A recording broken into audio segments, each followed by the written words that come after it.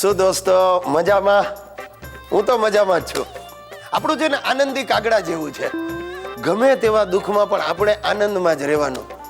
અને મારે તો દુઃખ પડે એવા પ્રસંગો ઘણા આવ્યા જ કરે ને. હમણાં થોડા દિવસ પહેલા અમારી સોસાયટીના મિત્રોએ ચાલતા અંબાજી જવાનું નક્કી કર્યું અને સૌથી પહેલી તૈયાર થઈ ગઈ મારી સુશીલા. હવે ચાલતા જવાનું મારું કામ છે. હું સોસાયટીના કમ્પાઉન્ડમાં નથી ચાલતો. બોલો, આપણે શું ઘરેથી નીચે ઉતર્યા, કિક મારી સીધા ઓફિસથી ઉતર્યા, કિક મારી સીધા ઘર ભેગા. હવે સુશલી આગળ મારું કાંઈ ચાલે નહીં એટલે મેં ચાલતા જવાની હા પાડી.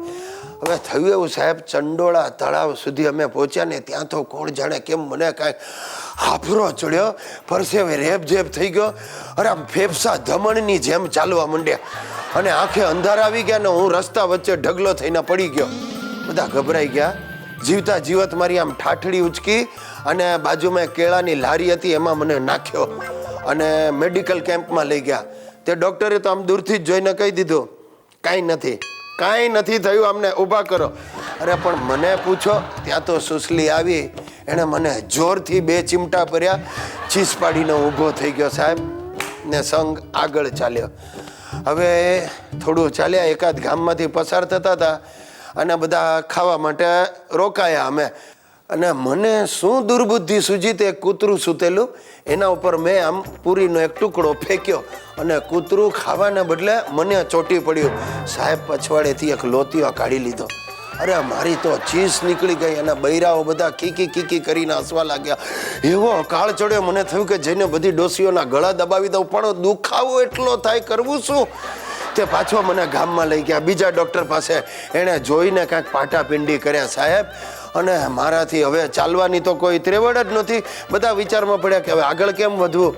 ત્યાં સુશીલાએ આઈડિયા આપ્યો કે ના, માતાજીના દર્શન અધવચ્ચે ના મુકાય, એટલે એક હાથગાડી ભાડે કરી એમાં મને સુવડાવ્યો ને સંગ ઉપડ્યો પાછો અંબાજી ભણી. સાહેબ મારી જે હાલત થઈ છે, ધોમ ધકતા તડકામાં હાથગાડી ઉપર હું કણસતો પડી રહ્યો. અને આ સોસાયટીવાળા બધા અંદર ઘૂસપૂસ કરતા હતા. આ ગિરીશભાઈને રસ્તે રઝળતું કૂતરું કરડ્યું, હડકવા પણ થઈ શકે, આપણે તો દૂર જ રહેજો. તમે નહીં માનો, હાથગાડીને ધક્કો મારવા કોઈ તૈયાર ન થાય સાહેબ. હું જરાક આમ ભૂલથી હસું ને તો બધાને થાય ઊભો થઈને હમણાં બટકું ભરશે. સુશીલાએ હાથગાડીને ધક્કા માર્યા સાહેબ. હવે અંબાજી પહોંચ્યા ને ચઢાણ આવ્યું ને સુશીલાએ હાથ ઊંચા કરી દીધા. મારાથી હાથગાડીને ધક્કો નહીં મરાય. અરે સાહેબ પાછી મીટિંગ ભરાય કે હવે ગિરીશ કુમારનું કરવું શું. તે એક એસટી જતી હતી એમાં મને ઉચકીને બેસાડ્યો ને બધા ગયા અંબાજી ભણી.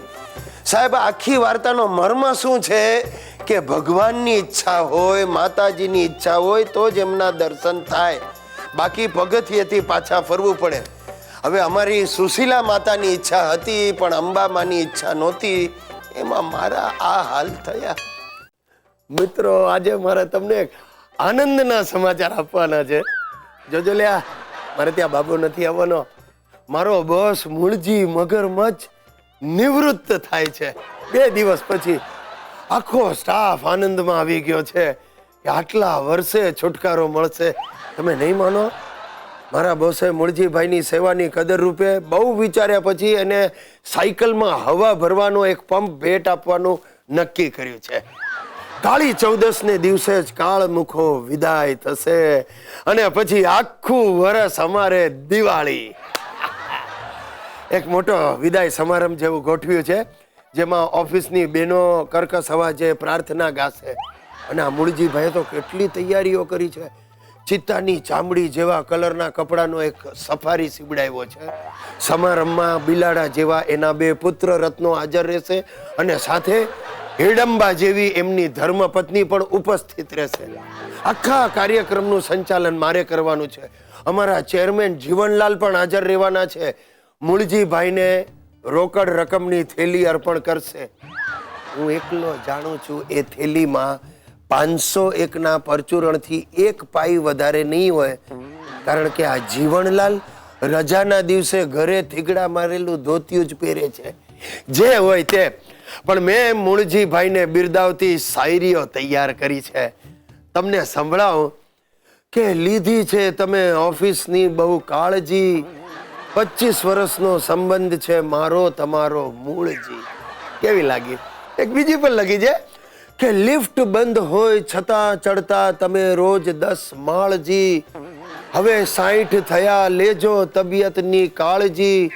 જો વાત નહીં માનો મારી તો બની જશો ભૂતકાળજી. સાહેબ તમારે પણ કોઈ પ્રસંગ હોય ને શાયરી લખવી હોય જરૂરથી મારો કોન્ટેક્ટ કરજો.